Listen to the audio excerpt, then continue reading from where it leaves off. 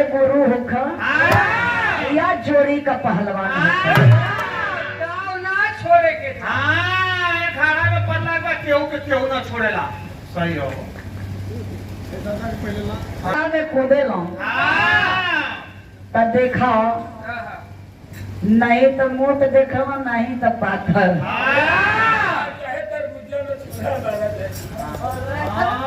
कहाँ जाते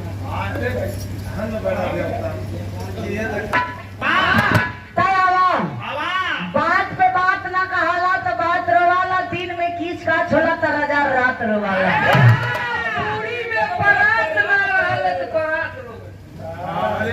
25 ग्राम का देखा तो हमारे पार्टी में हम बहुत ज्यादा जने का ना लेके चलीला वीडियो में देखत हुई तो वो में 4 जने रहेलो आई हो लोग अनले गिनले तो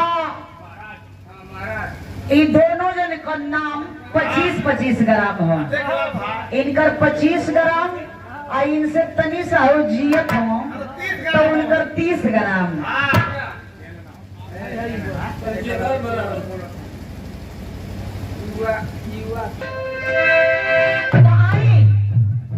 मूड मिजाज बना के बहुत समय नहीं ले कहीं से भीड़ भी बहुत ज्यादा नहीं हो लेकिन जितने लोग बने उतना लोग ठीक बने हाँ यही में काम निकल जाओ तो आवा मास्टर साहब कहीं शोर दे के आवा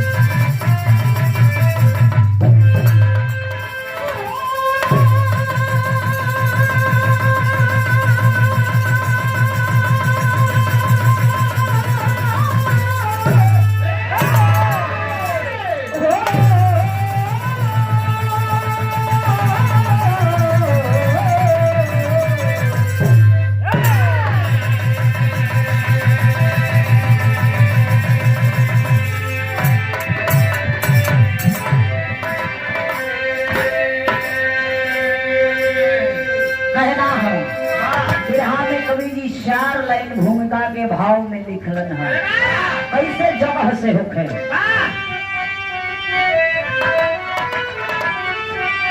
मेरु पर्वत पर तप करते ब्रह्मा मगन मन में सृष्टि कयल मूल उद्गार था आँख से एक बूंद जल गिरा भूमि पर तो क्षण में बानर बना क्या चमत्कार था ब्रह्मा का बानर बली फल फूल खा पेट भरने लगा मान करके ब्रह्मा को सेवा मुझे मनुष्य करने लगा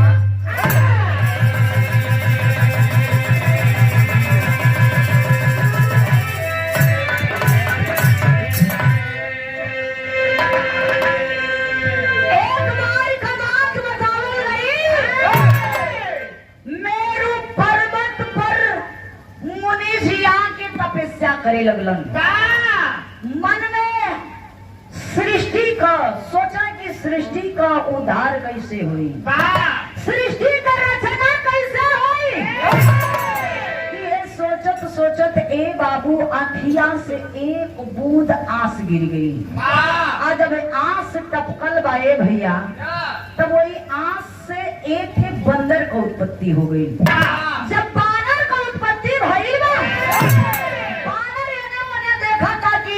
यहाँ ब्रह्मा जी के सिवाय यहाँ दूसर के वो देखात नहीं थे भैया सोचने लगल बानर की अब यही ब्रह्मा जी के अपन माई और बाबू मान के ये दुनिया के मान के ये ब्रह्मा जी के सेवा में लग जाई ए भैया वो बानर उहे कैलस तब यहाँ में एक थे गजल का टुकड़ा लग गई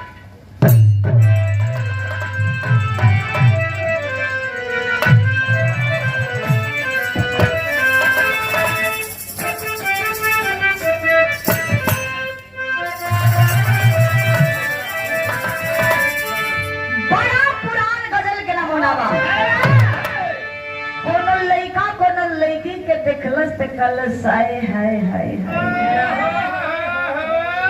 क्या खूबसूरत भगवान तुझे बनाया है। आदमी बनाया है। अरे तुम देखा तो गावे कहाँ आया अच्छा वहाँ की बात कर कहाँ की बात करता तो खोल के कल करा हमके देख के कहबा तो काम गड़बड़ा दे। हाँ तही समझ ला कि थे छटकल है तब बोल लेके चलत है तही समझ ला कि पूछल छोड़ दई कोनो लड़की के देख के कहलस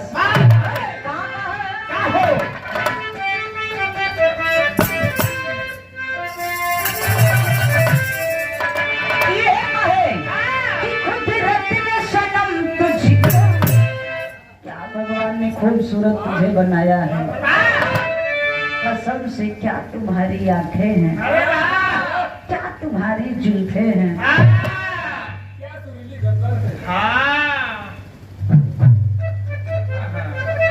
उस लड़का कहे कि कुदरत ने सनम तुझको, कुदरत ने सनम तुझको क्या चाहा।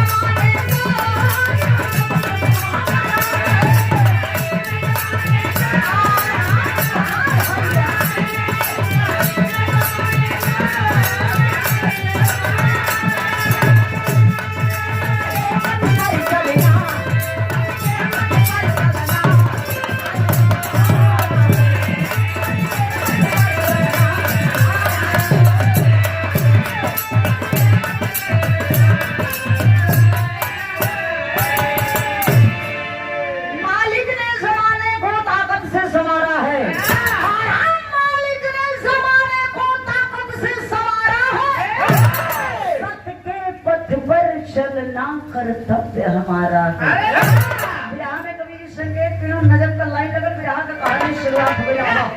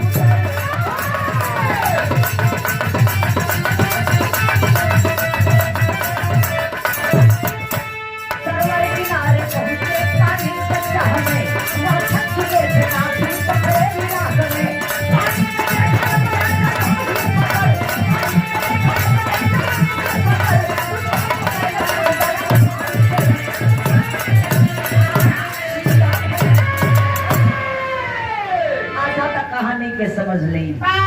उस समय ब्रह्मा जी के आंख से आंस चुअल रहे। जन बंदर का उत्पत्ति भइल रहे उ बानर देखत बा ब्रह्मा जी के सिवा यहाँ कोई नहीं खे। ब्रह्मा जी के अपन माई बाबू मान के लगल सेवा करे।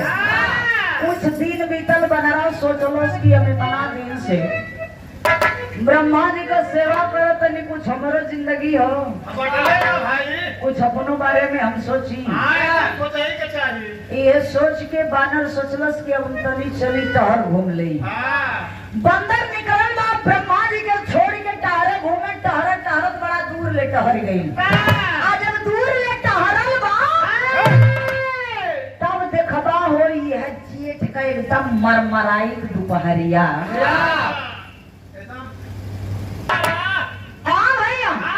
वो बनरा सोचे लगल कि आखिर में इतना जोर से प्यास लागल बा, इतना तेज से धूप बा, एकदम घोड़े का पसीना कपारे पे चढ़े लगा। बनरा का निगाह पड़ल। बंदर देखत बा कि कुछ दूर सरवर बा, वही में जाके आसमान से पंछी उतर उतर के पानी पियत हुन। ए बाबू मनवा में उल्लास गई। बनरा सोच गई कि चल के हम पानी पी ले। यह सोच के बंदर चलल बा। बनरे का आदत जानत हो ना, जात बा सोचत बा, प्यास से एकदम मातल बा। कुछ दूर जात बा बैठ जात हो, बैठ कर लगत है खजवावे। फिर प्यास मत खजवावा तो लगत है खूब जोर से प्यास लगल बा। कुछ दूर गईल बा। जब फिर कुछ दूर गई तब फिर ओके थका महसूस भई। फिर बैठ गई। फिर बैठ के लगत है खजवावे। कुछ दूर फिर जाता फिर लगत है खजवावे। पहुंचत पहुंचत जब पहुंचल बा सरोवर के किनारे तब सोच गई कि अब पानी मिल जाई जान बच जाई। जो ही निहुरल है पानी पिए खातिर तो वो बनरा का परछैया वो पनिया में दिखाई गई। आज भी प्रमाण हो कि केहू भी आदमी भी यदि पानी में देखी तन को धूप का धार रही तब परछाई एकदम दिखाई।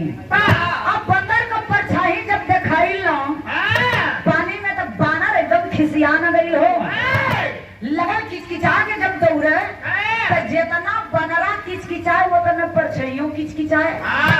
अच्छा तो जब परछाइया किचकिचाए तभी एकदम गुस्सा में लाल हो गई। प्लस रहा ही जब तू मिल गईला तब वही समझ ला कि तुम्हारा हालत खराब कर दी। ए भैया ऐसा ढोलक के देख लो।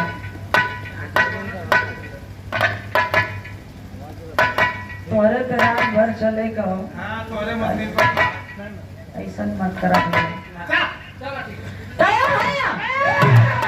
बंदर सोचे लगल कि यदि मिल गई तो इनके हित धैले ऐसा चढ़ाई न कि हालत इन पर पंचर हो जाए। जिरहा में गीत लग गई।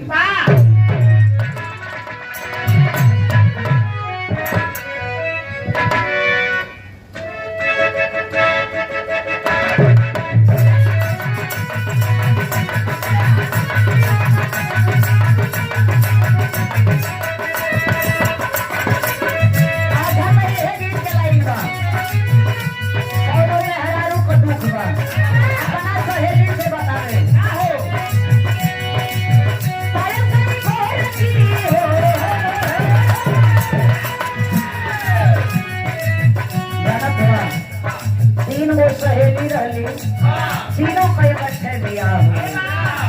गौने गई सब रुको गौने गईली सब। जब गौने से वापस अली सब तीनों सखी मिलली। आज जब तीनों सखी मिली तो खाची और खुरपा लेके चल गई प्रधान जी के रहर में।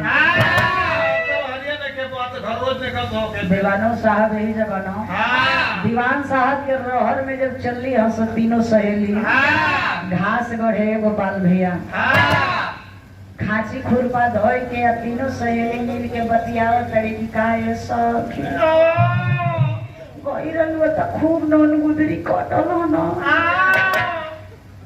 एगो कहतिया का बताइए सखी हमार तो जिंदगी जवान हो गइल बा। का हो गइल ये दादा कलश का भइले सखी हाँ कहीं का बताइए सखी किस्मत में फूट गई बबुअन चांद पीटेला पिटेला दिल में टंगरी पसार के सूत चला ई बुअन चांद पीटेला अरे हाँ ओ हमर दुलावा ढोलक न बजावेला बजावेला दिरा में दिल में टंगरी पसार के सूतेला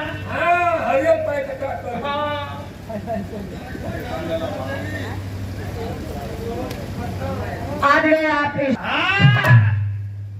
दूसर की कल सखी मान लाइन कर तो ठीक बा ढोलके बजावेला तो हार का करेला का बताइए सखी हमार तो ओकर तो ठीक बा लेकिन हमारी ऐसा नशा बा ये सखी तो रात भर चैनल चलावेला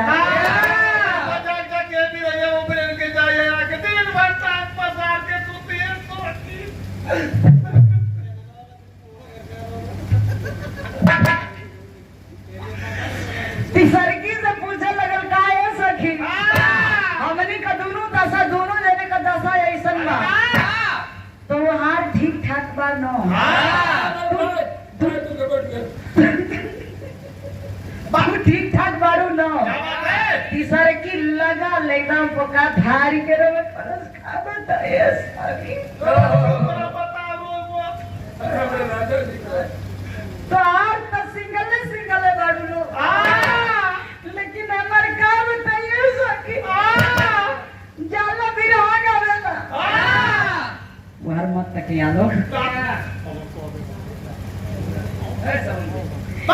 कला से सखी हमारे वाले का दशा ऐसन बा तो हम लोग तो सिंगल बारू हम सोचली कि मर्दे का अकेले मेहरारू रहो लेकिन वो एक थे ना दुई थे ना ये सखी वो तीन गो का फेरा में हो वो तीसर की रोवत यो बतावत यो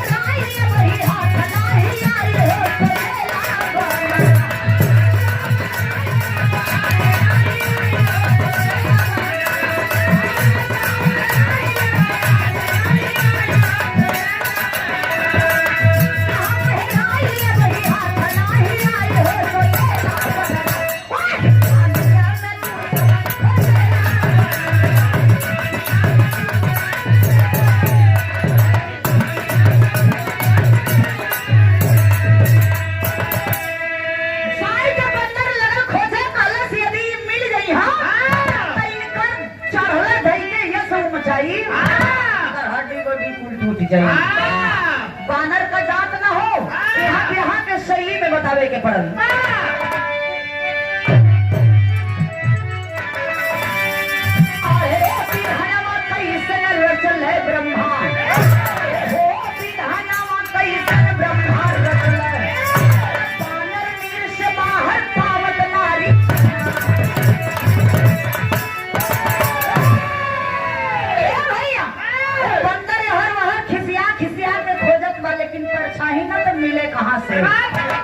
आखिर में बंदर जब पानी से बाहर गई तब बड़ा खूबसूरत लड़की का रूप पा गई। जब लड़की का रूप पाई बा तब यहाँ में गीत चेंज हो गई।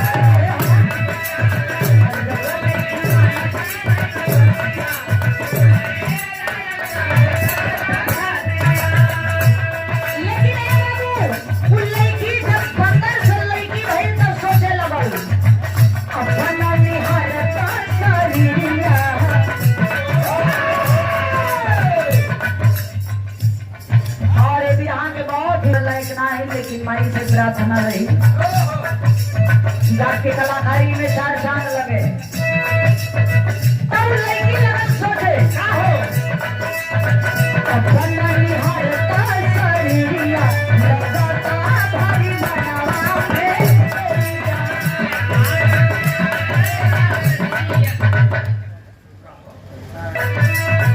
अपन निहारता शरीरिया लगता भारी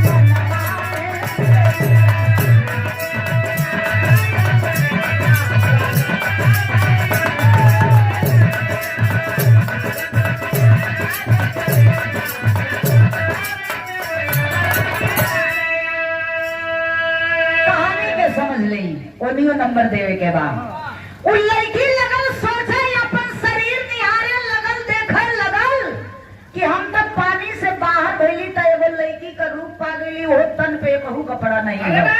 मन में घबराहट होखे लगल मनवा मन सोचे लगल सोचत कि यदि ये रास्ता से केहू आ जाई तो धैले इज्जत चल जाई।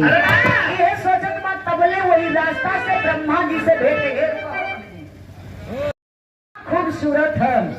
सूर्य महाराज इंद्र महाराज लखत हुवन वो लड़की के जब लड़की के लखे लगलन देखे लगलन सूर्य महाराज कलन की हमार हो इंद्र महाराज कलन की नहीं हमार हो। लगलन दोनों जने आपस में तान झान करे लगलन। जब एकदम दोनों लोग डिस्टर्ब हो गई सूर्य महाराज कलन देखा भाई तू देखले बड़ा हमहू देखले बनी तो एगो काम करा चल लड़ाई करल जाई जे जीत जाई ओकरी बन जाई। इतना बात जब दोनों जने आपस में लोग जब समझे लगलन हम तो यहाँ माता बहन वाली गीत लग गई।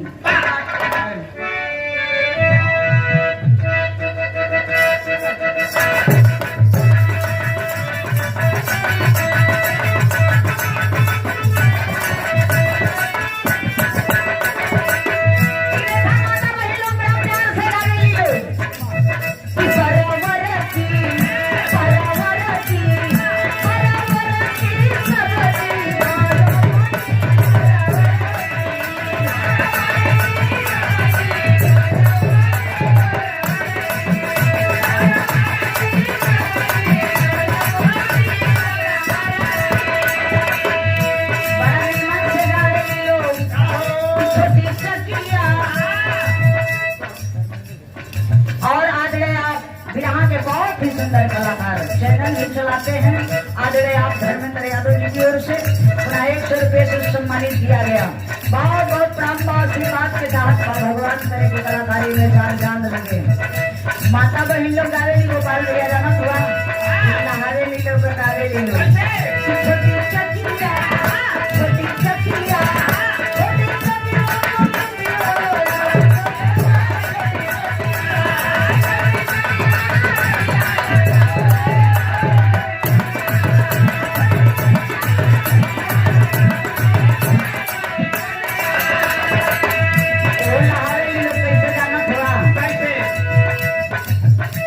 दुल्हा के समधी के यगुआ के प्रतिहन के हाउ करे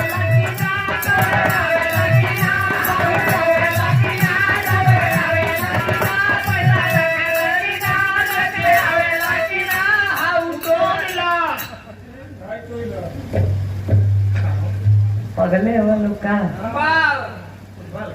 अरे तो गोपाल गाड़ी ना अच्छा लोग तो इतना प्यार से गरियावे एक तरह क्यों गाड़ी दे तो समझला कि लाठी लौट चल जाई, लेकिन वो तरह लोग गाड़ियों दी हम लोग आ गाड़ी का गवाही पैसों ली हैं लोग। इतना सुघर लगेला ये लोग का नीमन इतना गाड़ी लगेला। तो यहाँ देखी यहाँ का बात इज्जत छोड़ दा लोग और देखा वो लड़की इंद्र महाराज सूर्य महाराज के दोनों जन के समझावे लगल है ना हो कितनी भीड़ धारा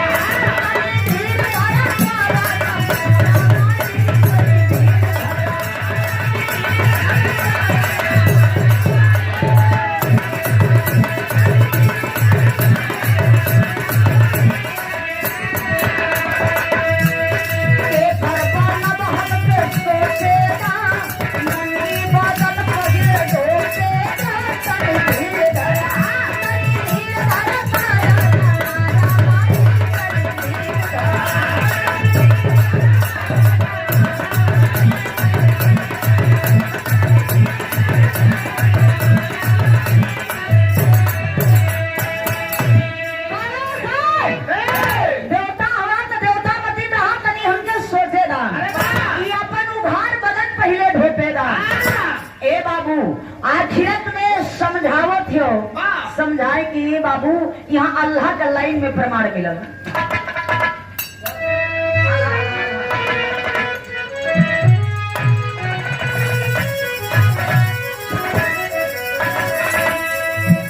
देखा गोपाल भैया जब प्यार का भूत चढ़ेला ना तो उतरला ना हो तो कुछ देखेला ना तब है बात कभी जी लिखले हो कि अरे अंधा हो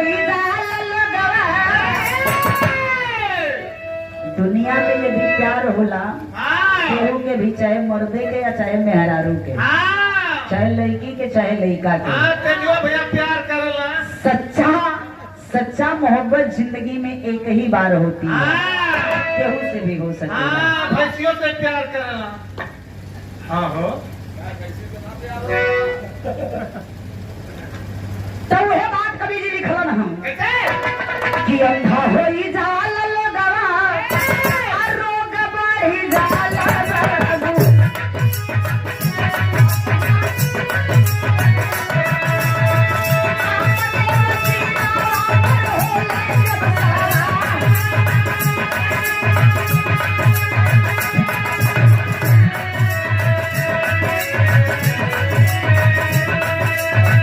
बड़े बड़े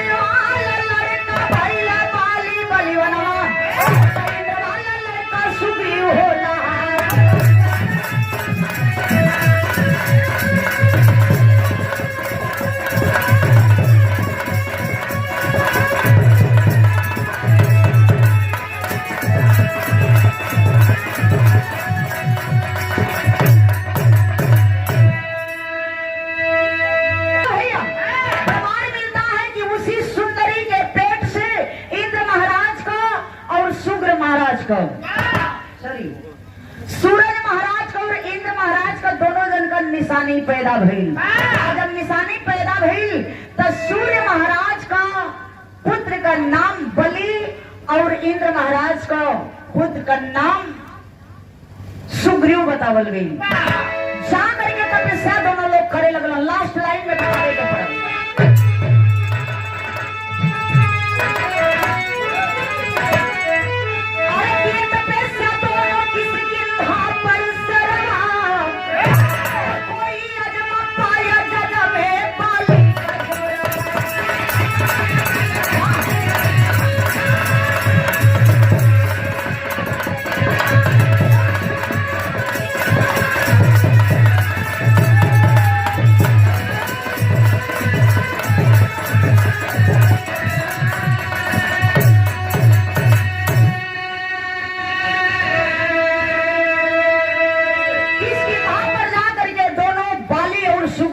तपस्या करते हैं। आखिर में जब दोनों तपस्या किए, शादी ब्याह भई, लास्ट में प्रमाण मिला कि इंद्र जौन बा बाली और सुग्रीव दोनों लोग जब आपस में तपस्या कैलन, तपस्या कैले के बाद में ए बाबू सुग्रीव का मेहरारू उनकर बड़ भाई राख लेलन। राख लेलन। यहाँ प्रमाण मिलल कि पुरुषोत्तम श्री रामचंद्र जी का जब वनवास भई, वन में सीता हरि गईली। जब सीता हरि के गईली बाबू तब वही जब मुलाकात भई। जब मुलाकात भई तो सुग्रीव जौन है अपन सारी बात के पुरुषोत्तम श्री रामचंद्र जी से बतौलन। तो पुरुषोत्तम श्री रामचंद्र जी कैलन का तार के आड़ से तुम्हारे रघुराई